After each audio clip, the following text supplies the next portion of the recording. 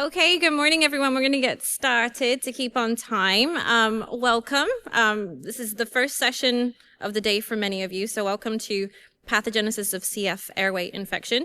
My name's Sophie Darch. I'm one of your moderators. I'm from the University of South Florida. And I'm Jody Corley. I am also a moderator. I'm a postdoc at National Jewish Health in Denver. We don't have anything to disclaim. So just to kind of give you just a general intro of some of the talks that we've chosen for this session, we really tried to encompass a lot of different areas that we think will be interesting. And so we're going to, Jody's going to introduce the speakers in a second, but you'll find that what we've tried to do is find talks that really encompass all of these different areas when we're thinking about infection in the CF airway. So bacterial stress signaling, host microbe defense modulation, evolutionary adaptation, microbiome immune crosstalk, and polymicrobial signaling. So we think that you're going to find all these talks really interesting. We certainly did reading the abstracts. Jody's going to introduce the speakers now. If you want to ask questions after the talks, you can go to the microphones. You can use the app if you don't want to be coming up to the microphone this morning. So definitely ask questions. We're looking forward to a really engaging session. All right, to start with, we're going to have Megan O'Malley, Dr. Megan O'Malley from the University of Washington, talking about how cyclic diGMP dependent and independent envelope stress response systems converge in Pseudomonas aeruginosa surface sensing. And then our second talk is going to be from Dr. Sarah Clark at the University of Colorado School of Medicine. Her talk will cover CFTR mutation abrogates Prevotella-mediated regulation of epithelial cell defense against Staphylococcus aureus. Our third talk will feature Dr. Katharios-Lanwermeyer from Carnegie Mellon University, speaking on evolutionary diversification of Pseudomonas aeruginosa pre-infection impacts downstream host pathogen interactions in a model of CF airway infection. And then finally, we'll have Caitlin E. Murphy from the Giesel School of Medicine at Dartmouth, investigating the effects of the CF infant gut microbiota on immune regulation. And just quickly before we begin, I'm excited to let you know that we have a trainee networking group that if you're a trainee and you're interested in networking with other CF trainees across the country, scan the QR. And our next meeting will be November 13th. We network with a bunch of different people. We share resources. We have job postings, and people can practice talks. So if you're a trainee, please scan. And we're excited to get started. So we will start with.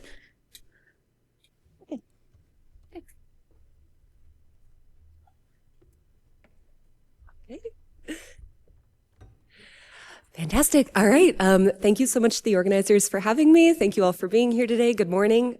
So I'm Megan. I am a postdoc in Matt Parsek's lab right here in Seattle. I have no relationships to disclose. So our research is focused on the very early stages of bacterial biofilm formation in the opportunistic pathogen Pseudomonas aeruginosa. Bacterial biofilm formation typically involves bacterial colonization of a solid surface. This could be anything from host mucosal layers or abiotic surfaces such as medical devices. And this process involves a broad transition of bacterial physiology from the planktonic or free-living state to the biofilm state, which is involved with cessation of cellular motility and production of the bacterial biofilm extracellular matrix. So bacteria initial contact with a surface is thought to act as an inducing stimulus for this lifestyle progression. Surface sensing is a complex process, but this is thought to involve cues that are generated through cell envelope stress, which is generated by bacterial adhesion. This is generally referred to as cell envelope stress, which could be stress to any compartment of the bacterial cell surface. So the actual physiological effects that are involved here are not completely understood, but they could probably involve stimuli ranging from disruption of envelope structures such as membrane or cell wall integrity, or disruption of cell envelope proteins that are involved in surface sensing. The physiological cues that are involved, generated by the surface, are also not fully understood, but this could involve things like mechanical strain on the bacterial cell surface, as well as physiochemical properties of the near surface environment, which can differ in things like pH and ionic character from the bulk liquid. I'll refer people to this review, which I think kind of interrogates and challenges this topic in really interesting ways. So surface sensing is linked to cell envelope stress through things like the WISP chemosensory system in P. aeruginosa. This system is induced upon bacterial surface contact and responds to misfolded cell envelope protein cues. In turn, this activates synthesis of the nucleotide second messenger, cyclic di-GMP, which accumulates in the bacterial cell and is a global regulator of the biofilm lifestyle. To study cell envelope stress signaling, we generally use single-cell fluorescence microscopy readings, often working with a dual-color fluorescent reporter that's plasmid-based. This includes a surface-sensitive promoter that's shown here in the green channel, as well as a constitutively expressed fluor, which we can normalize signal to account for differences in plasmid copy number. This single-cell approach is often necessary because, as I think you can see in the green channel, surface responses as well as cellular stress signaling are often very heterogeneous throughout a population. So we typically express these surface sensing events as the percentage of a population that shows high reporter activity or reporter on. Using this method, we can see that cyclic di-GMP reporter activity accumulates in Pseudomonas aeruginosa over the initial hours of surface exposure, here in an agarose liquid static biofilm model. However, this shows some key differences between different isolates. We see that this accumulates a lot in the model isolate PA01, but it isn't as prevalent in the model isolate PA14, which I'll be talking about the differences between quite a bit later. So we see that this is not operating in all elements of Pseudomonas aeruginosa, in all strains of Pseudomonas aeruginosa. We also know that the cell envelope is surveilled by a complex network of envelope stress sensors. So we were really interested in exploring what other elements of envelope stress signaling might contribute to P. aeruginosa surface sensing and biofilm formation. So I'm going to be focusing on the CPX system. This is a two-component system that's conserved throughout proteobacteria, regulates envelope stress in a wide variety of virulence-related processes. This two-component system includes a conserved periplasmic adapter protein, CPXP. In P. aeruginosa, we see a couple interesting differences as well. This has multiple adapter proteins, including CPXM, which is this membrane protein. This is conserved throughout the Pseudomonas genus, as well as a protein we're calling CPXH, which is largely unique to the Pseudomonas aeruginosa species group. So P. aeruginosa CPX is known to regulate the expression of multiple efflux systems, which span the cell envelope and are involved in the extrusion of a wide variety of toxic compounds, including antimicrobials. For this reason, adaptive gain-of-function mutations in this system, often in the sensor kinase CPXS, frequently arise in antibiotic-tolerant evolved populations, as well as clinical isolates of P. aeruginosa. So when we interrogate CPX activation on the surface, we can see that this system is induced in surface-attached cells relative to their planktonic counterparts. We've got about 20% of the population in PA01 having high CPX activity after 4 hours surface colonization. This response is abrogated in either mutant that lacks the either component of the two-component system, and it's partially reduced in a CPXM mutant that lacks this intermembrane adapter protein, which is indicating that this is partially contributing to the surface sensing mechanism in Pseudomonas aeruginosa. For sake of time, I'm not going to have an in-depth discussion about the adapter protein landscape of this system today, but if anyone visits me at my poster, I'm happy to discuss our research on this topic a little bit more. We also wanted to understand the envelope stress stimuli that this system was listening to. So we used a tool called CRISPR-I, which is a way to conditionally induce knockdown of essential genes in Pseudomonas. This works really nicely. This depends on expression of a guide RNA, which targets the nascent transcript of a specific target gene and blocks transcription elongation. So we developed and screened a panel of guide RNAs that targeted a broad range of different envelope essential functions and assessed their impact on CPX reporter activity.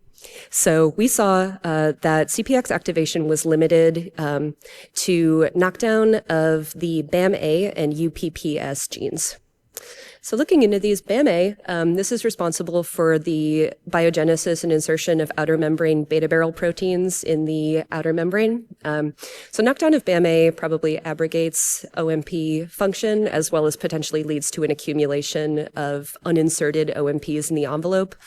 Either or both of these could participate in CPX signaling. UPPS gene product is produces the precursor to the lipid carrier pathway. So this is involved in transporting hydrophilic cell envelope structural compounds, such as components of the cell wall peptidoglycan and outer membrane LPS, from where they're synthesized in the cytosol to their destination out in the envelope. So trying to put these together, one hypothesis that we're really interested in is that CPX is participating in a feedback mechanism that monitors efflux health or efflux function.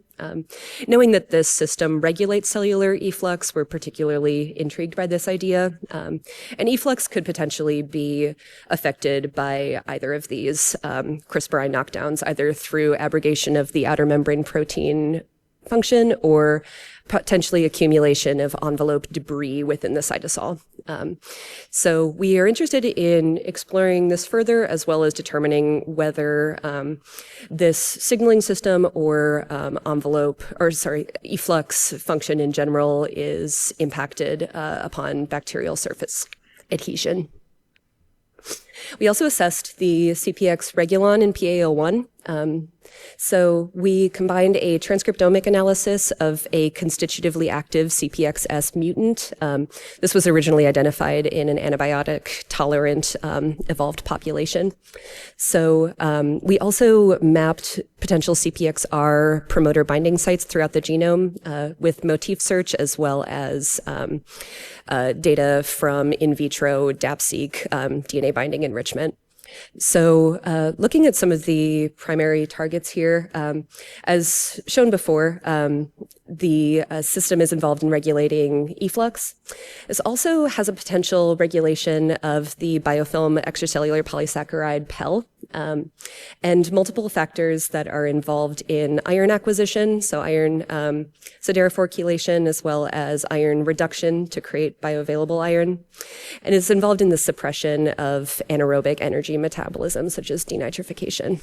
I do want to note that we see an interestingly similar transcriptional signature in a separate study. So that's this PA delta 6 mutant, which is a generally efflux deficient mutant, which is in support of our model that this may be participating in an efflux feedback mechanism. So the regulation of PEL is a potential direct link between the cellular stress signaling system and biofilm formation. However, some of these other CPX processes make sense for kind of setting the stage for biofilm formation. For reasons that are not fully understood, biofilm formation has a high biological requirement for iron. So we think that this system may be mediating these necessary adaptations that set the stage for biofilm formation. The functions of the CPX system in stress tolerance may also enable the bacteria to adapt to the inherent stressors that are present in the surface environment. So knowing that both the CPX and cyclic diGMP systems are responding to envelope stress and responding to surface contact, we wanted to assess whether these systems were linked. And it seems generally that they function independently. So we see that the CPX response is intact in a mutant here denotated as WSS. So this mutant is defective in the cyclic diGMP response, but has a fully intact CPX response. The inverse is true as well. The cyclic diGMP surface response is intact in a CPX deficient mutant. We do generally see this pattern where cyclic diGMP defective bacteria, such as WSS and the strain PA14, show elevated CPX reporter activity, and we're really interested in understanding why that is. So when we look at the patterns of this over time, here you can see the solid lines are CPX reporter activity in a time course analysis. This is time post-surface attachment. The dashed lines are cyclic diGMP reporter activity. And a couple patterns that emerge is that the CPX surface response seems to accumulate more rapidly than cyclic diGMP, showing increase by 1 hour post-attachment and then reaching this kind of steady state versus cyclic diGMP building over the initial hours. And again, we see that PA14 shows low cyclic diGMP and high CPX signaling in the initial hours of surface attachment. So these differences between these strains are particularly compelling as these isolates are often used as a model for different strategies of biofilm formation within the Pseudomonas aeruginosa species complex. So P14 relies primarily on PEL for biofilm matrix production as it has a genetic loss of the partial PSL operon. PA01, by contrast, forms biofilms that are largely dependent on PSL as a major adhesin. And as been shown previously, we do generally see that PA14 has this slower and more gradual buildup of biofilm formation over the initial hours of attachment relative to PA01, which is more rapid. So these differences in these strains continue at the single cell level. So PA01 tends to commit to the surface fairly rapidly. So the progeny of PA01 often remain surface committed, likely due to the production of PSL as a common good. PA14, by contrast, adheres to the surface at a similar rate to PA01, but following division of surface-associated cells, typically detaches, though these detached cells retain some surface-adapted characteristics, which generally leads to this more gradual buildup of surface attachment over time. And we see a lot of different biofilm patterns and phenotypes emerge that are very diverse over Pseudomonas aeruginosa clinical and environmental isolates. A lot of these, it seems to be generally true that these can produce both PEL and PSL genetically, but these have been generally categorized as showing more PA01-like or PA14-like biofilm strategies, which are again often characterized by a PSL-dominant biofilm matrix versus a mixed PEL and PSL biofilm strategy. So we're really interested in how the balance of CPX versus cyclic diGMP surface sensing could influence biofilm strategy. So to recap a couple points here, we investigated the P. aeruginosa CPX envelope stress signaling system. We found that this is responsive to surface adhesion and potentially is responding to impaired efflux, which may or may not be a result of surface contact. The CPX signaling is independent of major pathways that have been previously characterized, which are dependent on cyclic diGMP. And CPX regulation of PEL production and stress tolerance may potentially aid adaptation for gradual biofilm formers similar to PA14. One future direction we're really interested in exploring is how these patterns kind of continue across a broader array of the P. aeruginosa species phylogeny. specifically, given that PA01 and PA14 are often used as representatives of these two major clades within this phylogeny, I'd be really interested to know if these surface patterns kind of group phylogenetically. So particularly if anybody has experience working with fluorescent reporters in clinical or environmental isolates, I would be really interested in connecting. That's something that we have been working on troubleshooting experimentally, and is a major future direction of ours.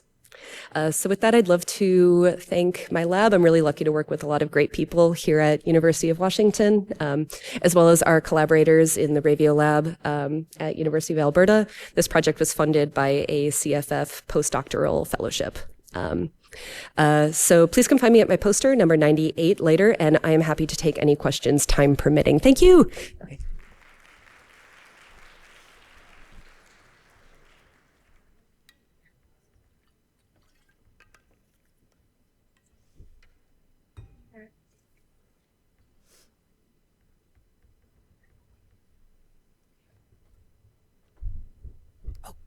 Amazing.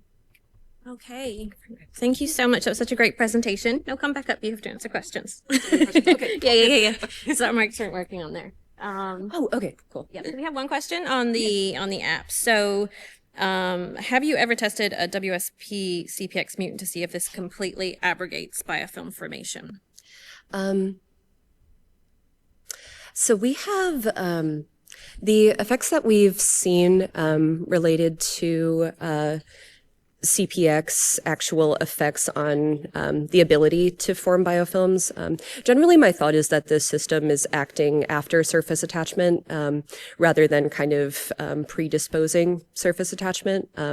We generally don't see a lot of strong phenotypes in our loss of function mutants, though we do see a lot of stress-induced aggregation and surface attachment in our gain of function adaptive mutant. So I would think that I would be interested to assess that in, short answer, no, that we have not tested this mutant. I think that would be an interesting future direction. Thank you. Yeah.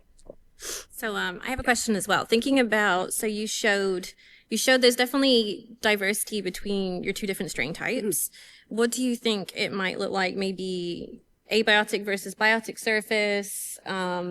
Thinking about, different infection settings. Do you think Pseudomonas is regulating this the same way in different infection settings? Yes. Okay.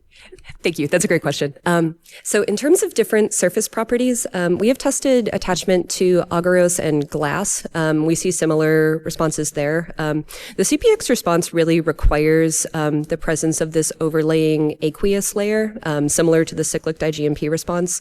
We're not totally sure why that is. It doesn't depend on flagellar motility the way that the cyclic diGMP response does, leading us to think that it might be some effect of physiochemical features at the liquid surface interface. So yeah, I would be really interested to assess this in more kind of biologically relevant models as well. I think particularly given that CPX is potentially regulating PEL, which participates in a lot of cross-linking with other polymers, including host polymers. I think that it's likely that the biofilm phenotypes associated with the CPX system would probably be more dramatic in a host pathogen interaction system. Awesome. Great. Thank you so much. Thank you so much. Thanks, Megan, again. Thank you.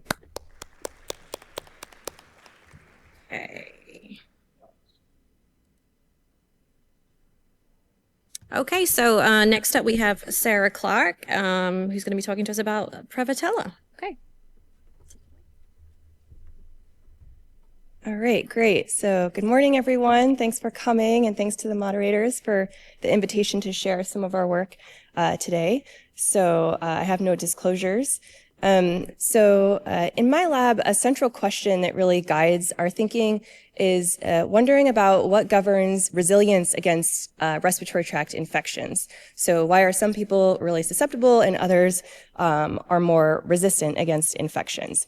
And in the context of people without CF, something that's emerged recently over several large studies is that the composition of the respiratory tract microbiome and what we're aspirating into our lungs, there's some correlation there between the microbiome composition and pneumonia outcomes. And so there's been several interesting studies looking at when the microbiome diversity is higher, that's associated with better outcomes, and also the depletion of obligate anaerobe populations is associated with worse outcomes. And the similar trend is shown when patients are on chronic oxygen therapy, which also depletes your respiratory tract anaerobes. So we became really interested in these anaerobe populations and how they might be at all influencing our ability to fend off infections. And kind of a major component of our obligate anaerobe population in the respiratory tract is Prevotella. And this is true for people without CF. It lives in our oropharynx and we aspirate it into the lungs and clear it. But in people with CF, there's a lot more of it around. In general, the microbiome is a little bit different in the context of CF, as I'm sure this audience is well aware. But in addition, there's better niches that anaerobes can live in and thrive. And Prevotella is a particularly abundant member of this community. There's been some interesting correlations between Prevotella and CF health and CF outcomes. And these are just associations, so we don't really know the full picture here, but some interesting observations that have been made is that the abundance of anaerobes and specifically Prevotella correlates with improved lung function. You can see that graph over there in the purple-ish bar. That's a species of Prevotella called Prevotella melanogenica, which is the species that we focused on for the work I'm going to share today. And you can detect really high burdens of this Prevotella in the lungs of people with CF when you culture it out. However, it's not a super clear picture. There's also association sometimes between Prevotella and exacerbations in people with CF. And there's definitely some species-specific trends happening where some species of Prevotella express more pathogenic factors than others. So it's still really unclear the picture between how Prevotella is interacting with lung homeostasis in people with and without CF.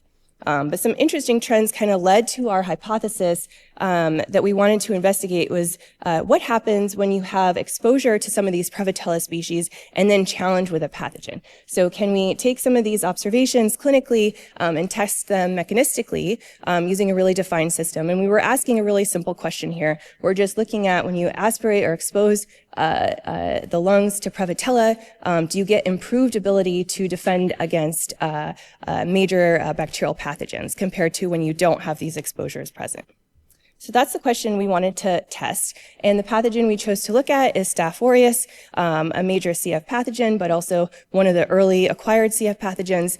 And so we did this in mice, and we did a really short infection time course where we're exposing mice to Prevotella for 24 hours and then challenging with staph. And we just wanted to see what happens to the staph infection, how it might change.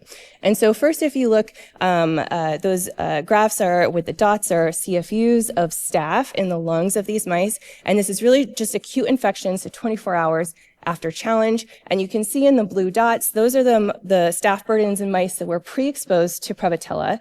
And you can see the burdens of staph were significantly reduced. So these mice are getting better at clearing the staph infection. And this works with live or heat-killed Prevotella exposures. We also purified the neutrophils from mice after Prevotella exposure to look at how they were behaving. And if you take out those neutrophils and then expose them to staph ex vivo, we see that the neutrophils are also better at killing staph. And this is compared to an exposure to E. coli LPS, which was not protective. And so in the mouse model, there's some proof of principle here that Prevotella might be enhancing protection against staph, at least for this acute infection model, and a role for neutrophils. And we were interested, though, in the early interactions that are happening with Prevotella and the mouse lung in this system and what's recruiting the neutrophils. And so this is some data from a single-cell sequencing experiment that a postdoc in my lab, Sarah Stoner, completed, and Eric Larson at UPenn collaborated to help us with the data analysis here. And we saw several neutrophil recruiting chemokines, including CXCL5, which really piqued our interest because CXCL5 is predominantly produced by epithelial cells. And so we started to be interested in epithelial cells and how they might contribute to this recruitment of neutrophils and associated protection against Prevotella. So the chemokine data, as I mentioned, suggests a role for epithelial cells. And also we were interested in these Prevotella epithelial interactions because epithelial cells are a really important first responder to defend against infection in the lungs. And the other nice thing is that in context of CF, there's nice tools to look at the relevance of CFTR expression. And so we use this isogenic CFTR mutant cell line with wild type corrected version of this cell line to really interrogate this question. And so a lot of the data that I'm going to present today on this model was completed by a medical student in my lab, Max. And what he started out with is just throwing on Prevotella onto these wild type versus CFTR mutant isogenic cells.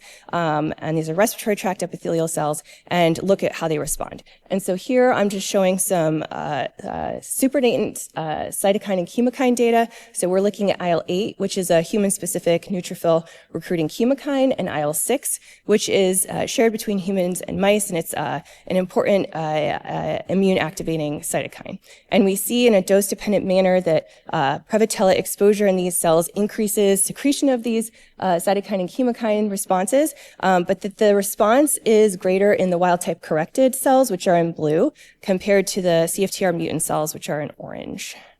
And just to point out, a similar pattern of responses between these wild-type and isogenic corrected cell lines were observed for Pseudomonas as well.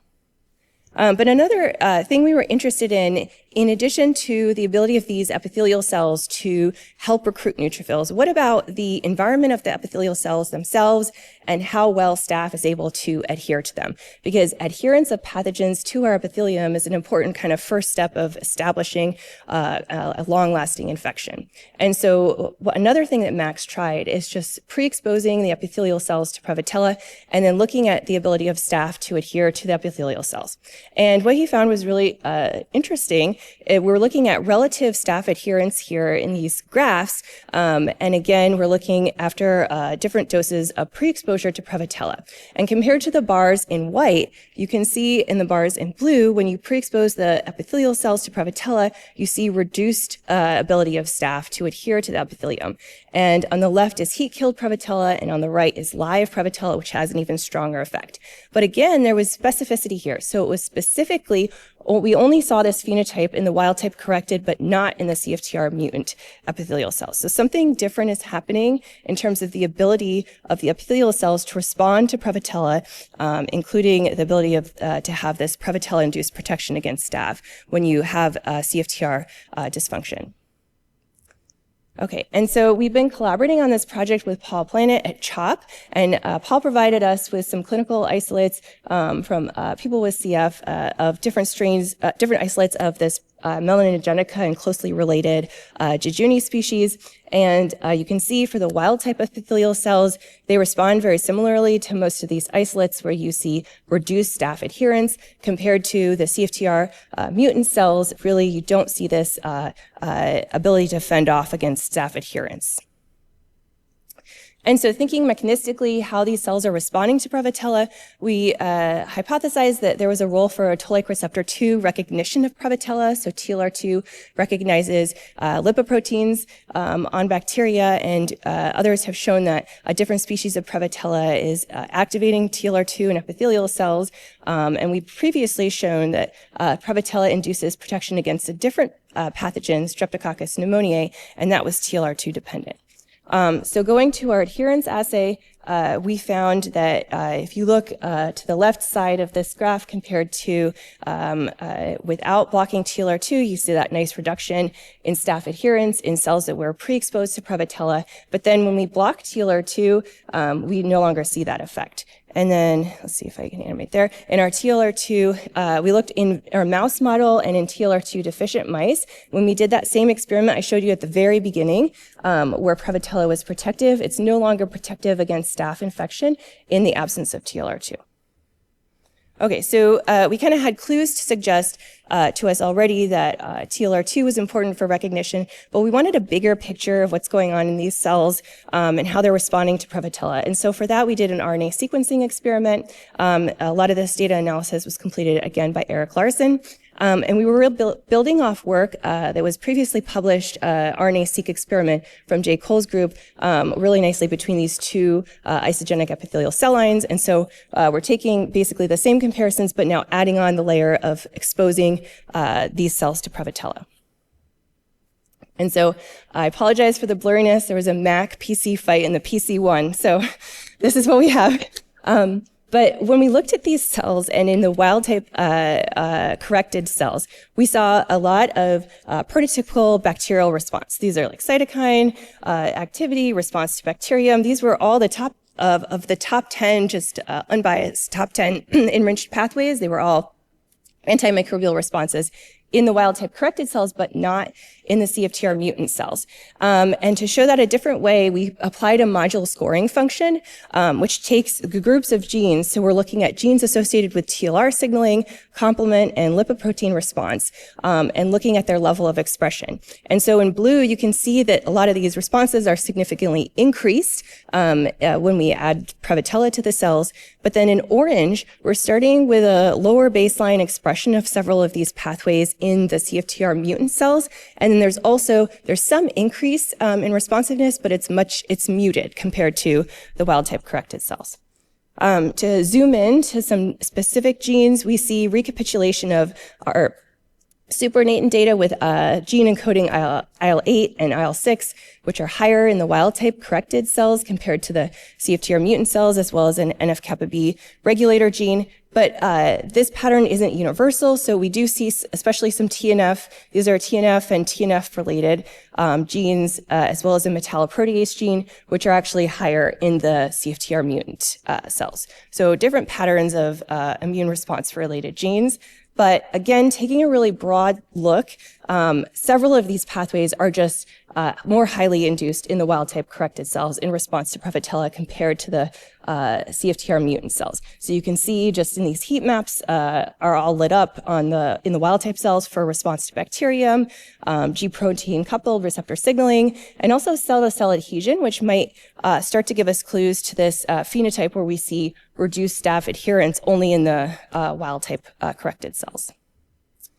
Okay, so a final question here for this project has been, what about CFTR modulator therapies? Can we rescue these CFTR dysfunctional cells, which seem to be impaired in their ability to respond to Prevotella? And so what we see is that when we treat these epithelial cells with modulators in the wild-type corrected cells, we retain this phenotype of reduced staph adherence after exposure to Prevotella. And really nicely in orange, you can see the CFTR dysfunctional cells, which normally are not responding to Prevotella to get that reduced Staph aureus effect. When we treat with modulators, now we see a rescue. So now we see that there's reduced staph adherence. So this is really exciting and suggesting that there is a kind of CFTR function defect here, which is responsible for the difference in this phenotype. And so I wanted to share kind of our working model of what we think is going on here in terms of how the epithelium might be responding to Prevotella and how that might change with different CFTR function. So in a wild type or functional CFTR, we think that Prevotella is sensed by the epithelium through TLR2. I didn't show the data here today, but we also see that short-chain fatty acids, which can be produced by Prevotella, can modulate the production of the IL-8 and IL-6, but don't seem to affect the Staph aureus adherence phenotype. But we see the epithelium respond by secreting chemokines and cytokines, which might participate in the regulation and recruitment of immune cells like neutrophils, which can help clear bacteria. But also we see the epithelium, the epithelial layer itself becomes less hospitable environment for Staph aureus. And that's in contrast to when cells have CFTR dysfunction, we don't see those protective phenotypes at play, but potentially with modulator therapy, there's a partial rescue at least of some of these phenotypes. I didn't show the data, but we also see rescue of the cytokine-chemokine secretion and rescue of the reduced staph adherence. I think Neutrophil activity might be difficult to rescue. There's additional effects of neutrophils in the lungs of people with CF, and neutrophils themselves respond to CFTR. So I'm not sure if there's a rescue of that, but certainly with the epithelial response, we see a rescue there. And so we have a lot of future directions that we're excited to look into further, including looking at primary CF epithelial cells using air-liquid interface cultures. We're really excited to try this out. As I mentioned, there's some species-specific behavior of Prevotella in terms of recognition by both immune and epithelial cells. And then we're interested, again, I've shown you very short-term effects here. We're really interested in the long-term effects of Prevotella and what happens in terms of repair of damage and how that changes. But overall, the point of this work is really to try to understand better how exposure to this really common bacteria in both in our lungs and in lungs of people with CF with and without modulator therapy, how that changes lung homeostasis and defense against infection. And so with that, I'd like to thank my lab, and highlighted in red are the people who contributed to this project, which was also funded by a CF research grant. And I'm happy to take any questions. Thank you. Let's see if the next one. It's working.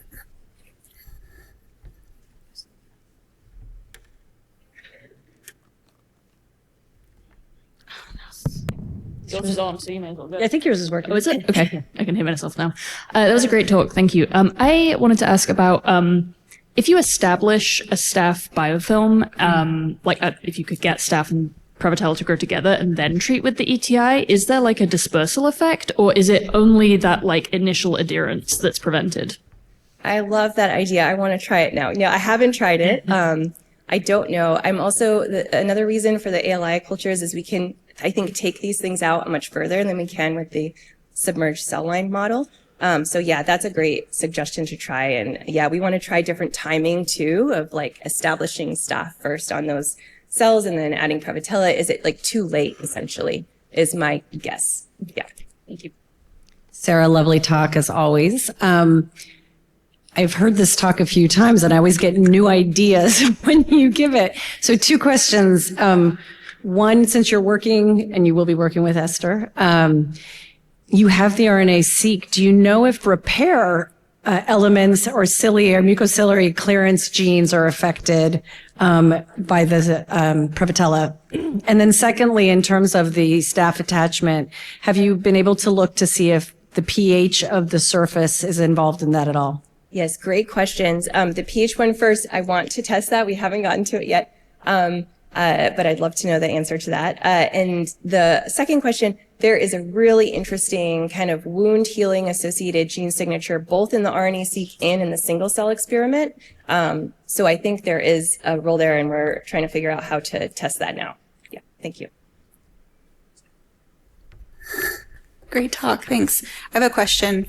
Are you looking at other immune cells like macrophages or other bacteria that utilize TLR2 co-infections or anything? Yeah, like that's that? a great question. I was ignoring macrophages until our single cell experiment, which really demonstrated an important role for macrophages. And there's recruited macrophage population that comes into the lungs in response to Prevotella that's different than the recruited macrophages in response at least to another pathogen, strep pneumo. And in that model, if we block that recruitment, those recruited macrophages, we also lose the protection against Prevotella. So I think macrophages are also an essential player here. Yeah. Great, thank you. Thanks.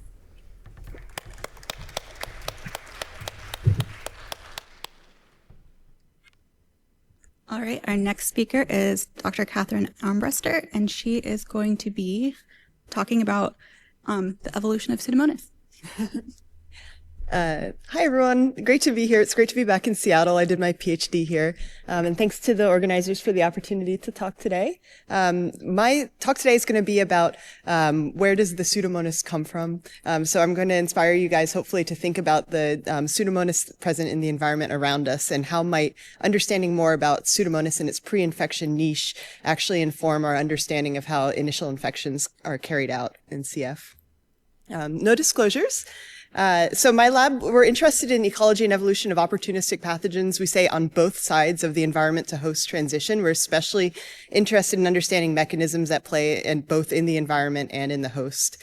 So we know Pseudomonas aeruginosa is the main bacteria that my lab studies. We know it can form biofilms in the natural environment, the built environment, meaning the man-made infrastructure of our homes, hospitals, and workplaces, as well as Pseudomonas can form biofilms at a variety of different host sites and cause infections. And so today I want you to think about how in CF, a majority or many of the opportunistic pathogens that infect the CF airways are opportunistic pathogens of environmental origin. So when you learn about them in textbooks, you often hear about, for example, Pseudomonas aeruginosa is commonly found in water and soil, which is true, but it's also found in the built environment. And especially today, my lab is using drinking water as a model of the built environment. Of course, it's just one aspect of the built environment, but we think the kind of low nutrient environment in drinking water could potentially allow it to be what we learned to be extended to other aspects of the built environment as well. And so we're wondering whether Pseudomonas that infects CF airways could potentially have spent some time in drinking water systems as a pre-infection niche. And we're not the first people to think about this. In fact, Matt Wargo had a really cool opinion piece where he summarized a lot of this literature in CF. And so kind of to give a long story short, kind of the epidemiological data linking drinking water as a source of CF airway infections is mixed. And so my lab, when we were first kind of starting out on this, I guess I'll give you a background on what's in drinking water, and then I'll tell you what we did to kind of help ourselves understand whether drinking water might be a relevant CF niche. So what even which bacteria are present in drinking water? So it should hopefully not come as a surprise to you that drinking water is not sterile. And actually, it's kind of the Wild West. There's not a lot of metagenomic data about which bacteria are present in drinking water biofilms, which is the level of sequencing data that you would need to really understand species level information on bacteria that are there, as well as strain level information. And so this is just a kind of an old plot now from 2019, but it's looking at all the metagenomes in JGI's database, and it's showing you that very few of those are actually from drinking water. And this trend has carried on. But to summarize from the literature, we know that there are a lot of opportunistic pathogens in drinking water. There are also just a lot of proteobacteria in general. So I've highlighted here on this phylogenetic tree the proteobacteria that we see in drinking water, as well as non-tuberculous mycobacteria, another common CF pathogen, is present in drinking water as well. And so Pseudomonas, you can see, is there with the gamma proteobacteria. But we're also interested in Stenotrophomonas, is another CF pathogen that you can find in drinking water, Ralstonia, Burkholderia, etc. Okay, and so my lab was wondering, based on the kind of mixed epidemiological evidence about drinking water being a source of CF airway infections, we wanted to know how relevant might drinking water be. And so I'm going to give you a little bit of a teaser on a study that's still ongoing. It's a collaboration with Ali Asher and Laura Paulin at Dartmouth. And so this is a metagenomic sequencing study, and what we did was we asked people with CF to go home and swab their sinks and showers, the faucets and drains, and then we did metagenomic sequencing to see what bacteria were there in their home built environment. And then we also got respiratory specimens from the same people and did the same kind of metagenomic sequencing. And like I said, this study's still ongoing, so I'm just going to give you a little bit of a teaser piece of data here. What you're looking at here along the x-axis is just different bacterial species that we found both in drinking water at a person's home and in that same person's airways. And so to kind of orient you at what you're looking at, it's the relative abundance on the y-axis. And so, for example, for this Achromobacter dalei, we've got gray is home sink or shower as the source, blue is the lungs, and then the shape is which participant in our study had that bug. And so you can see here, this person had a high amount of Achromobacter dalei in both their airways and in their lungs. And so thinking about Pseudomonas, here's our bug Pseudomonas here. And so we certainly saw that there was a lot of Pseudomonas aeruginosa in both drinking water, although in very low relative abundance, as well as in CF airways. So this kind of gave us some inspiration to keep going and investigate this pre-infection niche. And so what I'm going to talk to you about today is, what is the population structure of Pseudomonas biofilms pre-infection? Is it just this one clonal population that's entirely genetically identical and behaving the same? or perhaps is it this genetically diverse population? And then I'm also going to tell you why we care about that. It's not just out of curiosity, but we think that this pre-infection niche of drinking water, if there is a prior evolution that happens there, it could potentially set the stage for success of opportunistic pathogens once they enter the host in ways that we don't really understand yet because of how little research has been done in this area. And so just to give you an idea of what we're thinking about here, we're thinking about how selective pressures pre-infection in drinking water, for example, might set the stage for success of Pseudomonas in the host. And so here, this is a cross-section of a drinking water pipe, and I've just listed a couple in bullet points, a couple different stresses that we think might shape evolution of Pseudomonas in this environment. And then forgive the heavy-handed metaphor here, but here's on the other side here now is a CF airway cross-section, and I've purposefully listed the same types of selective pressure categories here because we think while these selective pressures might not be identical, they could be similar enough that, they kind of rhyme. And so your prior experience competing for low nutrients in drinking water might actually set the stage for your success to compete with microbes in the host for nutrients. A kind of an obvious example that I always like to point out is predation. So in drinking water systems, there are free-living amoeba that will graze on bacteria, and you can avoid being eaten as a bacterium by forming a biofilm, and the same thing is true in the host. So there's these potentially overlapping mechanisms of persistence in the host. Okay, and so how do we study this? We do experimental evolution in my lab. This is kind of one of our main workhorses, and we have these drinking water models that you're seeing here. There's 3 of them, where there's coupons that are on these rods that are submerged in tap water, and that's where the biofilms form that we study. And we can experimentally evolve Pseudomonas for 200 days in these drinking water models and let Pseudomonas tell us what are the mutations that improve its fitness in these models, which we think could potentially be representative of the Pseudomonas genetic diversity that's present pre-infection. And so this is just a little tree to show the types of mock communities that we did. So Pseudomonas aeruginosa, of course, is in all of our reactors.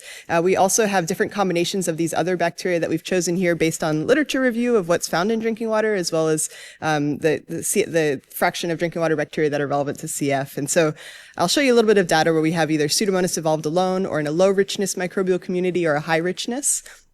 But kind of what I wanted to tell you about today is actually just broadly, what were the most commonly mutated genes that we saw when we experimentally evolved Pseudomonas aeruginosa in this pre-infection niche. And we're looking for parallel evolution, which in evolutionary biology terms is strong evidence for potentially an adaptive advantage of that mutation. And so this is a histogram, and it's just showing the number of mutations that individual genes get during our experiment. And so we can do statistics to figure out which ones are parallel evolved. I guess I don't have it's a permutation test. And so we found that if a gene is independently mutated 3 or more times, it's unlikely due to random chance. And when we asked what were the genes that were parallel evolved, remarkably, they fell into these 3 categories. Genes involved in biofilm, perhaps not surprising because we're evolving these bacteria to form biofilms. O-antigen biosynthesis, so that outermost sugar on the LPS molecule on the outer membrane of Pseudomonas. And then motility genes, both type 4 pili and flagellar motility. Were mutated. And so now I'm going to show you kind of what a little teaser of our sequencing data looks like. So this is population sequencing. We're sequencing everything, all the Pseudomonas all together from the biofilms in the drinking water reactors. And so what you can see here, the size of the circle is the frequency of that mutant in the population. And this is just 3 coupons, 3 biofilms from a Pseudomonas-only reactor. We can see this is not all the mutations we see, but I'm just pulling out 3 genes here, 1 from each class. And you can see, for example, WBPA can get 2 different types of mutations here. If we add in the other low richness and high richness communities, we can see that there is parallel evolution in these and in other genes. And something that really stuck out to us, though, was looking at the size of these circles here. There's not just one mutation that is so fit that it sweeps through the population. Instead, there seems to be this this coexistence of genetic diversity in the population. I see Shada shaking her head, yeah. And so we became really interested in what does this mean that Pseudomonas is residing in this genetically diverse population pre-infection, and how might that change how we think about initial infection downstream. And so we wanted to know, how is this interspecies genetic diversity maintained pre-infection? One possibility is that the mutants are specialists that are kind of not competing with each other. They found their own niches in the biofilm. And then another possibility is that it's clonal interference, that they're all these mutants are kind of competing with each other, but we haven't allowed enough evolutionary time to see who the winner is. And we can use fitness assays to kind of distinguish broadly between these two models. Okay, and so there's 3 mutants that I'll tell you about, and I know my time is slowing, so we have a flagellar mutant, just as my representative here. It's FlyF, it's an early stop codon. We also have WBPA, another early stop codon. This is a gene involved in O-antigen biosynthesis, and then MOR-A, which is a hybrid diguanylate cyclase and phosphodiesterase involved in cyclic di-GMP signaling in Pseudomonas, and so we had a point mutant in one of the past domains for that. And so I'll use these 3 mutants as examples of how we're trying to understand how these mutant subpopulations interact in biofilms, but we're also looking at other combos as well. So are they specializing, or is this clonal interference? And so we started, apologies, I have issues with my slides because of the Mac thing, but there used to be colors on here. This is just a crystal violet assay looking at whether these mutants can form biofilms. We would presume that they would be able to. And what we saw at first when we just looked in rich media was that not all of our mutants form as much biofilm as our wild type strain that we started with, which was surprising, but we found out that this was due to broadly growth defects that we see in these mutants and in others that evolve in our drinking water system that go away when you grow them in a low nutrient environment. And so when you do the same crystal violet assay to look at biofilm formation in a low nutrient environment, we can see that some of our mutants, for example, this MOR-A, it overproduces polysaccharide, forms more biofilm, but others form just about the same amount of biofilm as wild type. And so we wanted to know whether the interspecies genetic diversity might impact biofilm fitness at the population level rather than just looking mutant by mutant.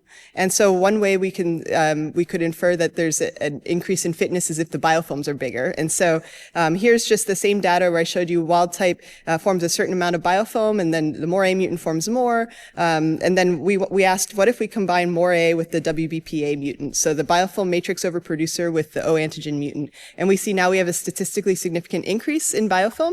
We can image this as well, and this is something the lab is starting to do more of and to quantify. But here what I'm showing you is in green, the MOR-A mutant, in red, the WBPA mutant, and then the merge is showing how these mutants can form biofilms together. They're mixed in the aggregates together. And this is not true for other mutants. There seems to be this interaction between this polysaccharide overproducer and the O-antigen mutant. If you look at just the wild type mutant, there's no such architecture. And then there's not an advantage with the O-antigen mutant and every other mutant that we've looked at. It seems to be specific to the biofilm matrix subpopulation. So if we look at the flagellar mutants, you don't really get as much of a benefit. You do see an increase in biofilm when you put one representative from all 3 subpopulations together, though. So to summarize, the biggest increase is this O-antigen mutant when it's in combination with a PSL overproducer, and we have narrowed this down to PSL in experiments I don't have time to tell you about today. And then for the last little bit, I just want to tell you about how we're starting to look at how this kind of intraspecies genetic diversity might impact persistence in CF airways. And so one of the first hypotheses we made was that because we see that there's these mutants that are kind of forming mixed biofilms together and encased in PSL biofilm matrix, we thought maybe some of our subpopulations of mutants might be differentially susceptible to phagocytosis when they're incorporated in a mixed mutant biofilm. And so we're starting just simply with a THP1 phagocytosis assay. So this is a monocyte-like cell line. And so we're pre-growing biofilms, either our evolved mutants alone or in mixed communities. And then we are infecting the THP1s with our biofilm grown cells. And then we're looking at who survives or not. And so we first saw that when you just look at the mutants individually, there's no difference in how much they get phagocytosed compared to wild type. But when we combine the O-antigen mutant again with that polysaccharide overproducer, now we see that the O-antigen mutant is protected from phagocytosis. That's not true for every combination, so it seems to be specific to the O-antigen plus matrix overproduction. And then having a representative of each of the 3 classes that we see parallel evolving does seem to perform the best. And so to summarize, I hope I inspired you to think about Pseudomonas' lifestyle pre-infection and how it's unlikely that our lab strain PA01 monoculture, like pure culture fully represents likely what is happening when bacteria transition from the environment into the host. We're excited about this PSL overproducer O antigen phenotype. We're curious to look into that more. We know that PSL overproducers will evolve frequently in CF, and there's also O antigen variability in CF, so we think it's possible that these mutants could be together. And we also I think that understanding more about the lifestyle of Pseudomonas pre-infection is going to inform our kind of therapeutic approaches to preventing early infections or to treating early infections. And so an example here is a lot of the mutants that we see evolving in our model are lytic bacteriophage receptors. And so if, say, you're trying to come up with a phage cocktail to treat initial infections, if you have these subpopulations that are lacking the flagella or have a variation in their O antigen, you would benefit from knowing this and how common these are pre-infection. And so just to inspire you guys to think about infections not just as one clone at a time, does this mutant form a biofilm in the airways or not, but instead to think about this genetically diverse population and how these specialized subpopulations might kind of change the way that initial infections progress. And so future directions, we're excited to be doing more, to be examining additional mutants that we see evolving in our models. This picture here is just showing a CF bronchial epithelial cell model, polarized cell model, and you can see on the left is our wild type lab strain that we started our evolution with. On the right is a evolved mutant from our model, and so we have other mutants like this that form these big biofilms, as you see in green here, and we're curious to just characterize what's happening. And then we are interested in whether these pre-infection adaptations could impact kind of infection or reinfection by Pseudomonas from the environment. And so do any of these adaptations that evolve pre-infection, for example, impact the ability of Pseudomonas to invade into a microbiome of the upper respiratory tract, for example, and to establish itself there? Okay, and so with that, I know I went a little bit over. I'll take questions if we have time. I just want to thank my lab. We're almost 2 years in now at Carnegie Mellon. It's a really great place to do science. And so the folks that are bold on this slide are the ones that contributed data to the talk. And also want to acknowledge the funding, especially from the CF Foundation. Lots of support over the years as I went up through the training ranks as well. Okay, and I'll take questions.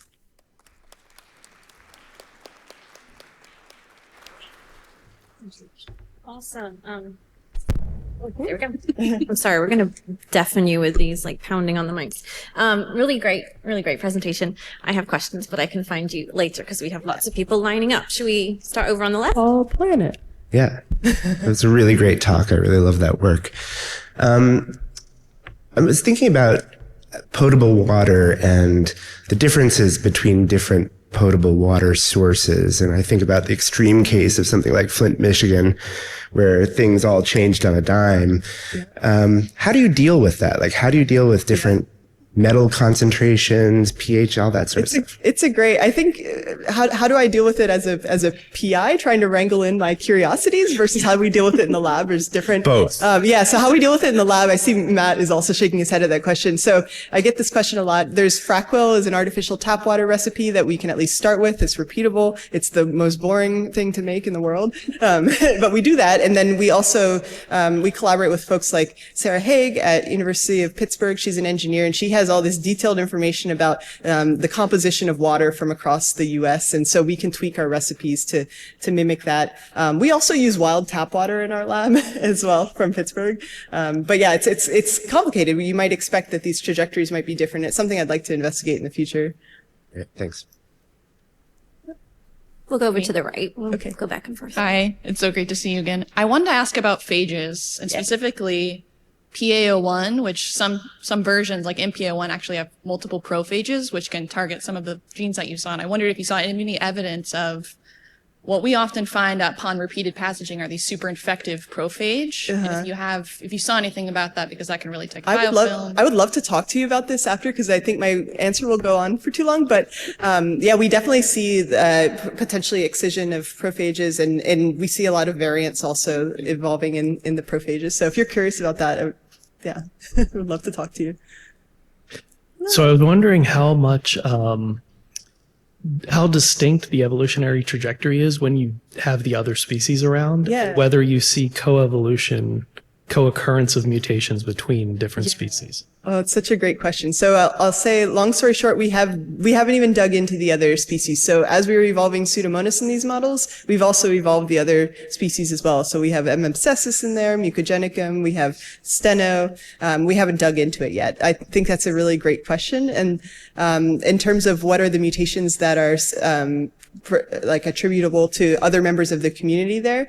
We need more statistical power to know for sure, but we certainly see some interesting type 6 secretion changes, so interbacterial competition changes and some like certain nutrient acquisition changes. However, like I said, we need to repeat a little bit more to understand statistically whether those are going to shake out. That's a great question. That was One more really question. great. So I really liked your analogy in the beginning with the predator and the amoebas. And so I got hung up that in thinking about the Legionella field that used amoebas to like learn a lot about Legionella virulence. And I'm wondering if there's anything to be learned here with Pseudomonas and how like phagocytosis by amoebas versus our macrophages, because you showed the phagocytosis data too. Yeah. This is so. Yes, we plan to add in. We've worked with Acanthamoeba polyphagia, which is like a common amoeba in drinking water. There's also Tara Levin is in Pittsburgh, and she studies Dicty, another with like really great models there. And so we would love to put in an amoeba and see when you add in that phagocytic pressure, how does the evolutionary trajectory change as well, and maybe or maybe it doesn't. I don't know. Great question.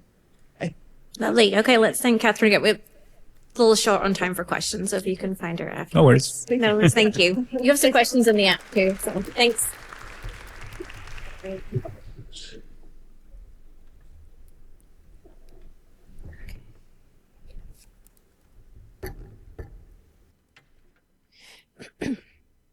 Okay, and then last but not least, we've got Caitlin Murphy, who's going to talk to us about the gut microbiota and immune regulation in relation to CF. Thank you. Good morning. My name is Caitlin, and I'm a third-year PhD candidate in the labs of Ben Ross and Mark Sundred at Dartmouth, and it's my first time attending NACFC, and I'm really excited to share with you about my project. So I have no disclosures. So one of the earliest manifestations of disease in patients with cystic fibrosis are gastrointestinal complications. They're a leading cause of morbidity in children, and they can establish as early as infancy. They've been associated with long-term consequences for body growth, pulmonary exacerbation, and chronic inflammation. And in the era of highly effective modulator therapy, there has been little evidence of effective treatment of these complications with our therapies. So this leads an opening for the development of gut-targeted therapeutics for these patients. Two complications that we see occurring as early as infancy include dysbiosis, which is an alteration in the composition of the gut microbiota, as well as inflammation. And the causes of these complications, as well as the relationship between these complications, has yet to be fully understood, which is the focus of our work. Previously in our lab, we characterized the composition of the gut microbiota of infants with CF and compared it to that of healthy infants, which I'll be referring to as non-CF infants in this talk. The figures here are showing the relative abundance of different bacterial phyla, and each bar represents an individual infant stool sample. We see a general alteration in the abundance of key bacterial species, such as an increase in the relative abundance of proteobacteria, specifically E. coli, which are shown in orange in these plots here, which have been associated with intestinal inflammation and colorectal cancer. We also see a decrease in the relative abundance of beneficial bacterial species, such as those belonging to the phylum Bacteroidetes, which is shown in red. We also see a decrease in the relative abundance of other beneficial bacterial species, such as short-chain fatty acid producers like Faecalibacterium prausnitzii. And overall, the CF infant gut microbiota can be characterized as being immature compared to age-matched infants. Which led us to the question of what are the consequences of these alterations in microbiota composition on CF infant health? During the first 3 years of life, the gut microbiota undergo predictable changes in composition, with the most significant changes in composition occurring around 6 months of age, which corresponds to the period of time when infants go from a full milk diet and transition to be introduced to solid foods. Similar changes in composition have been characterized in mice, where again we see these big changes in the composition of the microbiota and an increase in bacterial diversity in the intestines occurring during this period of transition from milk to solid foods, which we refer to as weaning. This period during early life is also important for the development of the immune system and education of the immune system, and it's been shown to be associated with the presence of gut microbiota. For example, during this period known as weaning, we see an increase in the expression of immune-related genes such as TNF-alpha and interferon gamma. And we also see an increase in the population of regulatory T cells in the intestines, which is important for the development of tolerance to our commensal microbiota. So we've shown that the CF infant gut microbiota is immature compared to age-matched healthy infants and has lower abundances of key beneficial species such as short-chain fatty acid producers. And it's also been established that the gut microbiota are essential for immune system education and development early in life. We therefore hypothesize that the fecal microbiota of infants with CF fails to promote immune tolerance, which sets the stage for inflammation. In order to address this hypothesis, we have been utilizing a fecal microbiota transfer, or FMT, gnotobiotic mouse model. Gnotobiotic mice are an especially beneficial model for this question that we're asking because they have a completely naive immune system which has not been exposed to microbiota. So therefore, any changes that we see in the immune system in our colonized mice, we know was induced by the microbiota that we're introducing. So for our experiments, we gavage 4-week-old germ-free black 6 mice with non-CF and CF infant stool. We then allow the mice to be colonized for 8 weeks, during which we collect fecal samples weekly and also collect content from the intestines at the endpoint to assess the success of engraftment of our microbiota into our mice. At endpoint, we also collect the intestines and the intestinal draining lymph nodes, the mesenteric lymph nodes, to assess the immune cell profiles within these tissues. The overall goal of our project is to look at 8 to 10 non-CF and CF infant stool sample combinations in both wild-type black 6 and CF gnotobiotic mice. For the purposes of my talk today, I'll be just discussing one combination of non-CF and CF infant stool that we use in our preliminary studies. So we first wanted to establish if we could successfully colonize our gnotobiotic mice with both our CF and non-CF infant stool. We first assessed the beta diversity of our samples. On the left in teal, we're showing the CF stool samples, and on the right, we're showing in orange the non-CF stool samples. And our initial infant donor samples are represented by triangles, and the circles represent our mouse stool samples, and we're showing both the week 1 and week 8 post-gavage samples. And we see overall, when colonized in our mice, the microbiota composition of both the CF and non-CF stool remains significantly different from each other and also remains similar in composition to the original donor stool samples. When looking at the relative abundance of different bacterial families in our donor stool samples compared to our mouse stool samples, we see about a 71% species engraftment of our CF infant microbiota and an 85% species engraftment of our non-CF infant microbiota. While there is some expansion of species such as Bacteroideaceae and a decrease in the relative abundance of bifidobacteria and enterococcus strains in our mice compared to the original donor stool samples, the most significant species or strains that were present in the initial donor stool samples were able to engraft in our hosts, showing that we were able to successfully transfer this microbiota into our gnotobiotic mice. So now that we knew we had an effective model, we then wanted to assess the immune cell profiles of the tissues that we collected using flow cytometry. In order to do this, I first wanted to get an overall profile of the immune cells within these tissues. So I used a surface panel that included markers for innate and adaptive immune cells and generated t-SNE plots in which I concatenated our mesenteric lymph node samples, ileum lamina propria samples, colon lamina propria samples, and spleen. And the clusters that were generated on this plot here were made based off of the surface markers that our cells expressed, and they are representative of individual immune cell populations. So in general, when looking at the different colonization status of mice, so germ-free versus non-CF colonized and CF colonized mice, the immune cell profiles look different. We see that there are shifts and the presence and absence of different immune cell populations in the tissues we collected from non-CF and CF colonized mice. And I'm just going to highlight a few of them. So the first population of interest that we saw significant differences between our CF and non-CF colonized mice were neutrophils. We specifically see an increase in the population of neutrophils in the colon lamina propria of mice colonized with CF infant stool compared to non-CF infant stool. We also see an increase in the percentage of eosinophils present in the ileum lamina propria of mice colonized with CF infant stool compared to those colonized with non-CF infant stool. Now, there's a large population of these eosinophils in the ileum lamina propria of germ-free mice. It's been previously described that germ-free mice in the entirety of their small intestine have a very large population of eosinophils, which decreases once they're colonized with microbiota.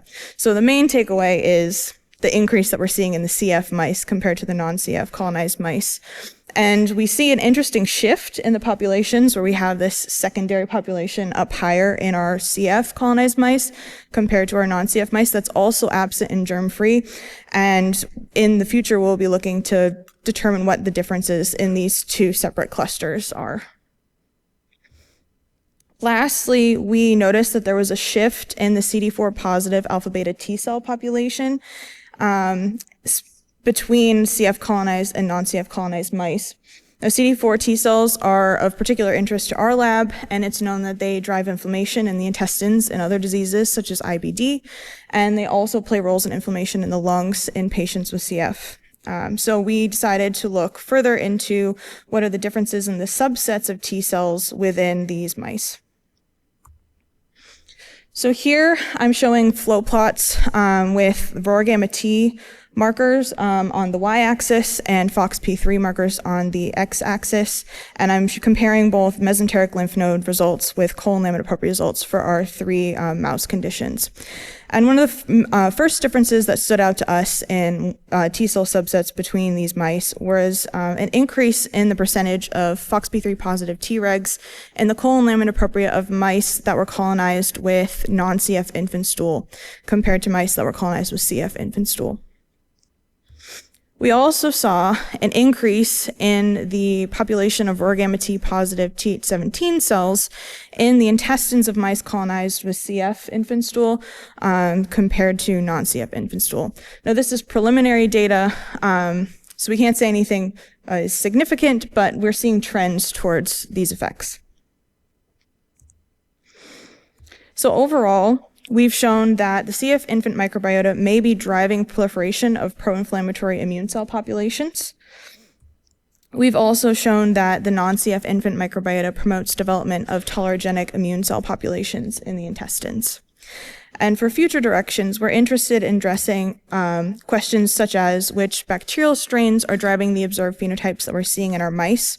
In order to look at this question, I have been starting to create biobanks of strains that were cultured from non-CF and CF infant stool that we can then use in future experiments to determine which specific bacteria from these samples are causing our immune cell population differences that we're seeing.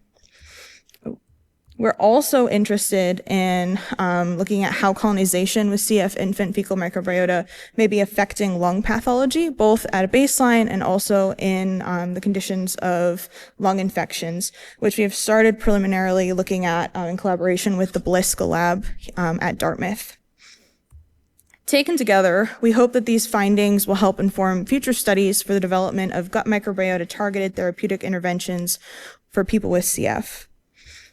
And I would like to thank the members of my lab, both of my labs, and the ones that are highlighted in bold are the ones that helped contributing to my project, as well as our collaborators at Dartmouth. And I'd also like to thank our funding sources. This project is funded partly by a grant from the CF Foundation. And I'll be happy to take any questions.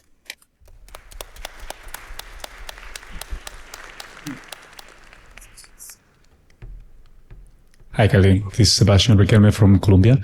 A great talk. My question is about these changes that you have in the mild cell population in the gut. What do you think that is happening? There is like a local polarization of cells towards the neutrophil phenotype, or there is a direct impact on the bone marrow and recruitment of cells into the site? Yeah, that is a good question. So we know that the production of short-chain fatty acids in particular can have an effect on the immune cell populations directly, like that are present in the intestines, specifically in the lamina propria. But we also know that antigens from bacteria can be trafficked out to the secondary, like the lymph nodes, and it affects the populations of immune cells, polarization in the secondary lymphoid tissues. We do see differences in B cells, so we're not exactly sure if this is a peripheral effect or if it's specific to the intestines, but that's something that we're going to look into in the future. Gnarly talk as expected. Sorry, I can hear myself. I don't like that. So in regard to the stool samples and stuff from individuals with CF, have you all considered or looked at individuals who are pancreatic sufficient or insufficient and stratified it that way, thinking how they compare to, non-CF individuals or infants, just thinking about kind of trajectory and future directions? Yeah, that is something that I've thought of.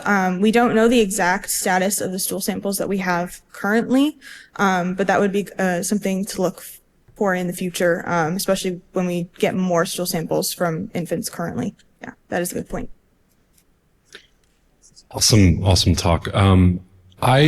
So this paradigm that you're showing is all into wild type mice, effectively.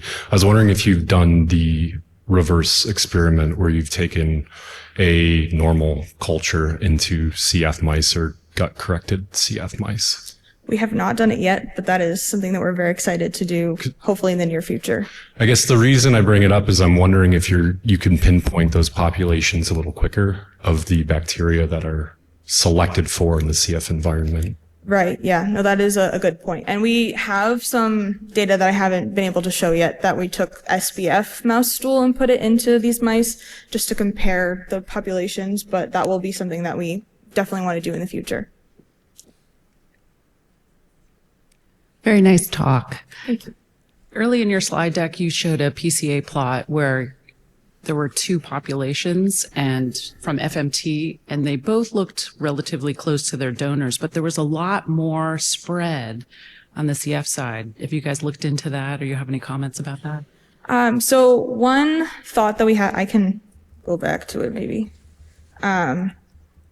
One thought that we had with this was that we see a separation between the males and female mice, and this could be potentially a cage effect since they were separated by sex. So in the future, we'll be mixing bedding between cages to try and eliminate this potentially. The other thought that we had is that there's a lot less diversity in the microbiota from CF patients, so there just might be more room for expansion or differences in expansion when they colonize the mice. But with future studies, hopefully we'll be able to figure out if this was a one-off or if it's repeated. Yeah. Great, thanks. Yeah.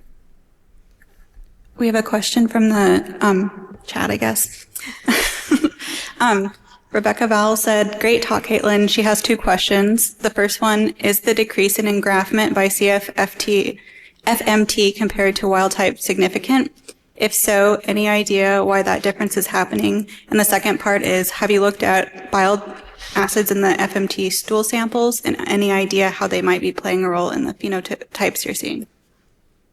Okay, so we haven't looked at bile acids yet, but that is something that I would like to do in the future, for sure, especially with Mark. And the first part of the question was, sorry. Is the decrease in engraftment by CF FMT compared to wild type significant? I'm not sure. Yeah, I can talk to you more about that after. Yeah. Okay, one last question. So you mentioned the weaning reaction, but you're giving the FMT after weaning. How do you think it would change if you gave it to the dam or earlier on? Yeah, that is a good point. It's been shown that there's been a study that looked at the effect given at different age points, and given younger to mice, it does slightly affect like the level of expansion. So we would potentially see greater differences. But for the purposes of the questions that we're asking, we're gavaging them a little bit later. First, because it's hard to have notobiotic mice that are colonized with different stool.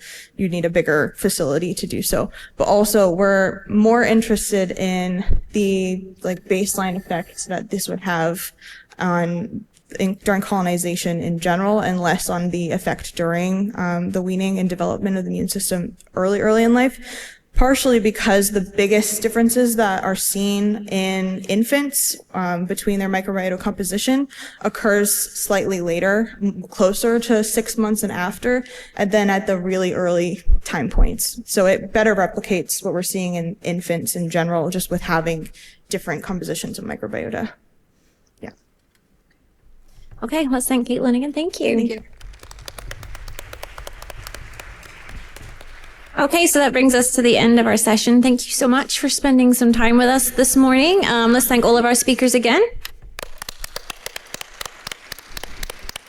And we hope you all have a great time at the conference. Thanks so much.